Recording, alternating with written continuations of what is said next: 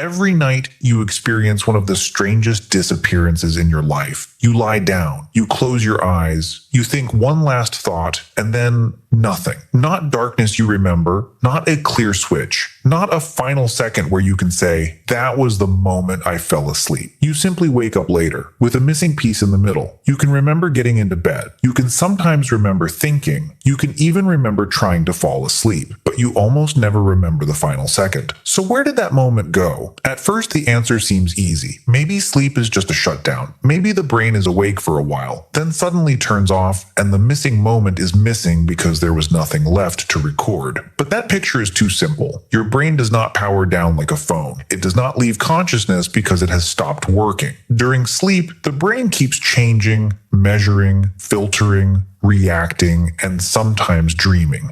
It moves through stages from light sleep to deeper sleep and later into REM, where vivid dreams often appear. So the mystery is not that the brain becomes silent. The mystery is that the brain stays active, but the part of you that can say, I am experiencing this, stops leaving a clean memory behind. To understand that, we have to separate two things that feel like one thing. Experiencing a moment is not the same as remembering it. You can live through something and fail to store it. You can hear a sound but not notice it. You can see a face in a crowd and forget it seconds later. You can walk into a room and lose the reason you came there. Memory is not a camera running in the background. It is a construction process, and construction takes cooperation. Your senses may collect information, but memory needs more than raw information. It needs attention to point at something. It needs the brain to decide that this moment belongs to your story. It needs enough stability to attach the moment to a before and an after. That is why you can lose tiny pieces of waking life too.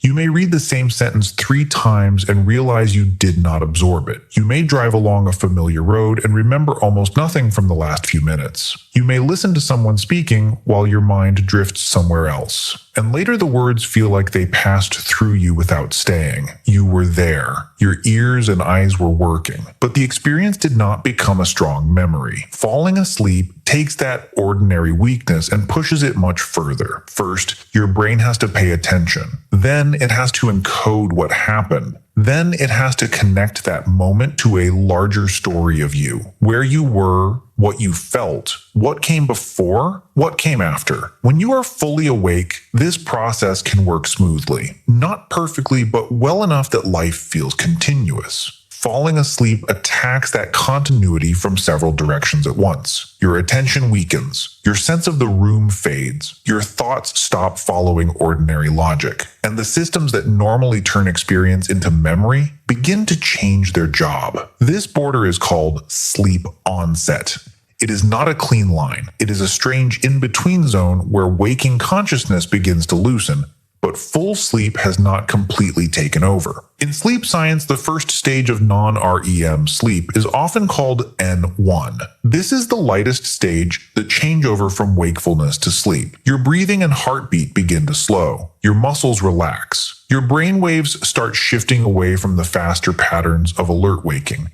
But from the inside, it may not feel like sleep. That is why someone can wake you during this stage, and you might say, I was still awake. Your brain may have already stepped into sleep before your conscious self has a clear way to report it. Here, the disappearing act begins. During sleep onset, consciousness does not usually vanish in one dramatic instant. It becomes unstable. A normal thought may bend into an image. A memory may turn into a scene. A sound in the room may become part of a half-dream. The logic of waking life starts to melt. You might be thinking about tomorrow. Then, suddenly you are walking through a hallway that does not exist. You might hear a car outside. Then, for a second, your brain treats it like thunder in a dream. You might see colors, faces, or flashes that are not really there in the room. These are hypnagogic experiences, the strange fragments that can appear as the brain passes into sleep. They are one reason falling asleep can feel so difficult to describe. It is not only darkness, it can be images, body sensations, drifting sounds, nonsense thoughts, or a sudden feeling that you are falling. Sometimes one of these fragments wakes you up, a body jerk, a flash, a weird sentence in your mind. And because you wake up immediately, you may remember it. But if you do not wake up, the fragment usually dissolves. Not because it never happened, because it was never stored strongly enough to become a stable memory. The brain needs a reliable narrator to make an experience part of your life story. At sleep onset, that narrator is getting weaker. Imagine trying to write down the exact moment ink disappears from a pen while you are still writing with it. The tool you need is failing during the event you are trying to record. That is close to the problem of remembering falling asleep. The systems that let you observe the transition are the same systems being transformed by the transition. You cannot step outside your own brain and watch it fall asleep from a safe distance. You are inside the change. Your awareness is not a witness standing beside the doorway, it is one of the things passing through. This also explains why trying to catch the moment rarely works. You lie still and think, I will notice it this time. You wait for sleep like a hunter waiting for an animal. You check your mind. You ask, am I asleep yet? But the act of checking keeps part of you awake. Attention is a little like a hand holding onto the edge of the pool. As long as you keep gripping, you have not fully drifted away. Then, your focus finally loosens. The watcher gets tired. The question disappears. And by the time sleep arrives, the part that wanted to mark the moment is no longer sharp enough to mark it. Modern brain research suggests that the transition into sleep can include measurable tipping points in brain activity. So, sleep onset may feel gradual in some ways, but the brain can still cross a real threshold. The problem is that your conscious self is not outside the threshold with a stopwatch. It changes with the threshold. That is why the final waking second is almost impossible to own. If you remember it clearly, it probably was not the final second. It was just one of the last moments before sleep. The true crossing is recognized only after the fact. And after the fact, you are already asleep. There is another twist. Sleep is deeply connected to memory, but not in the way people often imagine. Sleep can help the brain process and strengthen memories from waking life. During the night, the brain may replay, reorganize, and integrate information. In that sense, sleep is not the enemy of memory. But falling asleep is not the same as remembering what happened before sleep. A library can organize books after closing. That does not mean it records the exact second the lights went out. When sleep begins, the brain is preparing to enter a state where memory is handled differently. It may later work on memories from the day, but the live experience of the transition is poorly suited to becoming a neat autobiographical memory. It lacks a stable attention system. It lacks a clear before and after marker. It lacks the normal feeling of, I am here and this is happening to me. So the moment is not remembered because nothing important occurred. It is forgotten because the machinery of remembering was already being reconfigured. This is why sleep feels like time travel. You close your eyes at night, and subjectively, the next thing may be morning. Of course, your body did not skip those hours. Your brain traveled through cycles. Your heart kept beating. Your cells kept working.